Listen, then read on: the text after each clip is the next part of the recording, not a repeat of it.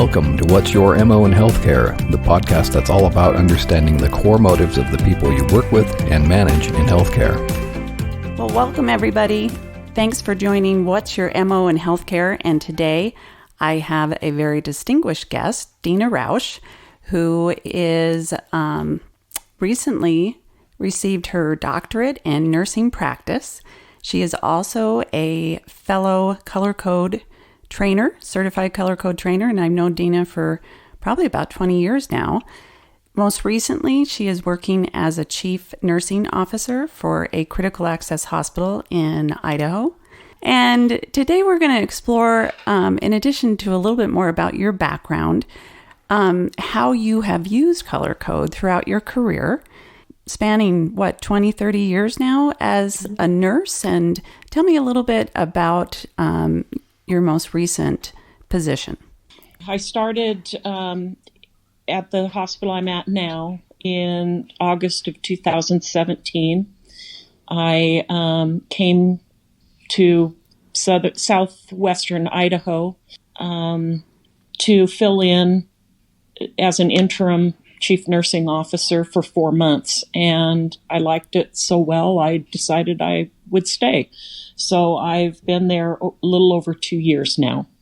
My responsibilities include overseeing all the nursing units as well as cardiopulmonary services, infection prevention, education, case management, utilization review.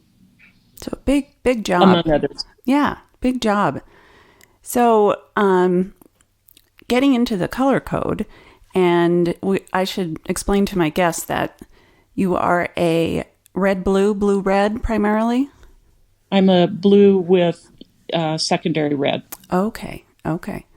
And so with your self-awareness around that, how have you used color code and the strengths of a blue to help you navigate in your job as a chief nursing officer? Well, I've used color code formally in 2 organizations, and I'd say rather informally in a couple others. I think that color code provides a foundation for personal and professional growth. And I think it also establishes a common language that organizations can use to discuss workplace issues like performance, communication. Color code helps to navigate through conflict and problem solving. I think that it also gives us insight into how our behavior affects others, and it helps us to develop that emotional intelligence when we have to work with others.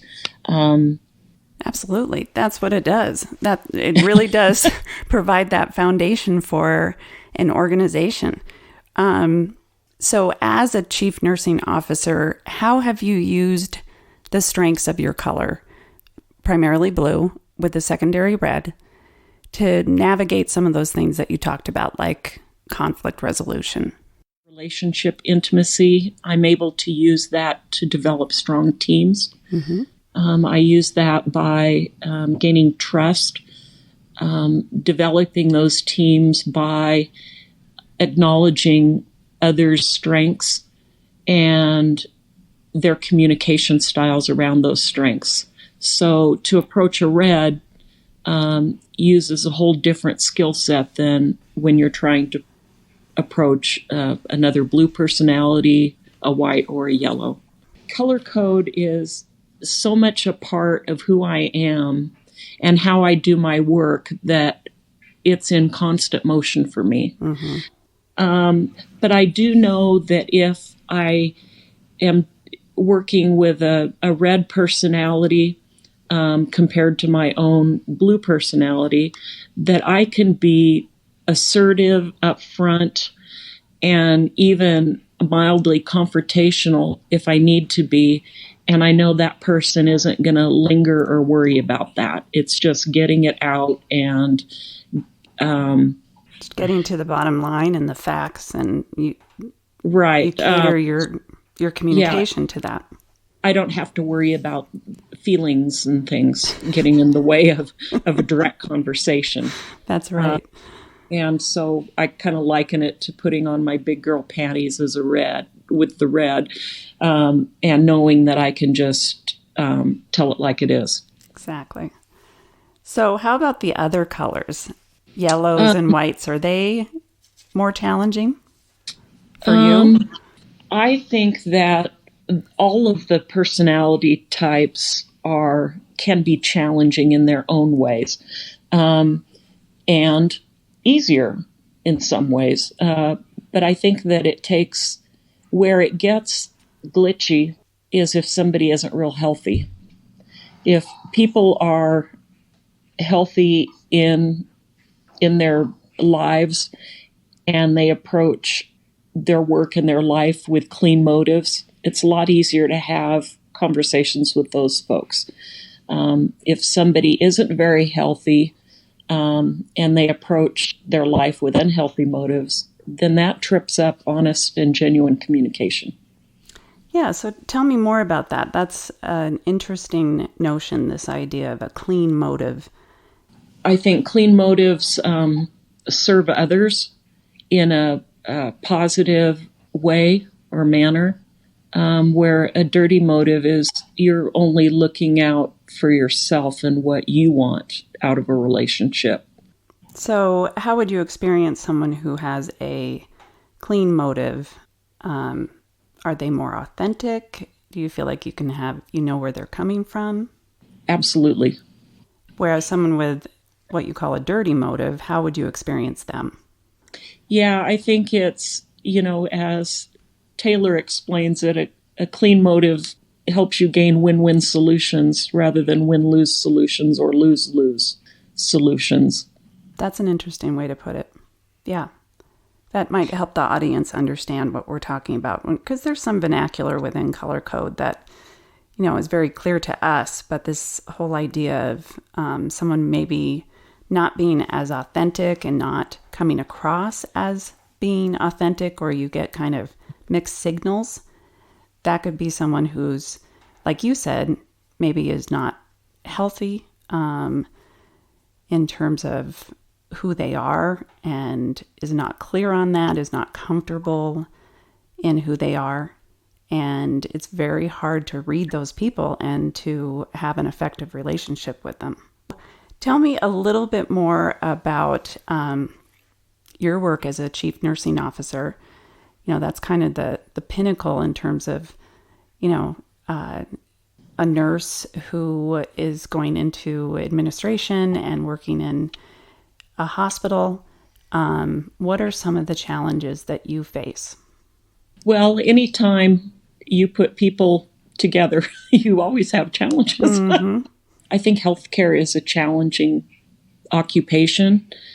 It is rapidly changing, and the way we've done things are not going to sustain us into the future.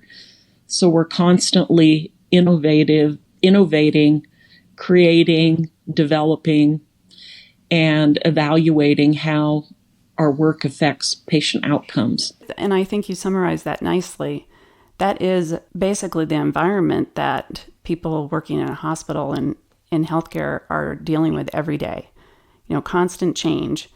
So again, why would an organization spend time and money on something like a personality assessment tool like Color Code, even though there's lots of them out there? People may think that's not really worth the money when we have all these other things we have to invest in. Why would someone like yourself, who has experienced the power of Color Code and how it helps people, why is it important for a leader to invest in something like Color Code? I think we were talking earlier about evidence-based practice, and I think if you look at evidence-based practice and knowing personality styles, it helps you get it right the first time. So, like when we apply evidence-based practice to solving healthcare problems, we know that the answer is out there. We just have to go look for it and do it. I think with using color code as an example to get to know and understand people, we get our relationship right the first time. Nice. And I like that. And we can communicate and build on that relationship to be more productive and effective at work and in our personal lives. Yeah, well said. It really speeds up the process, right? We don't have as much time to get it right.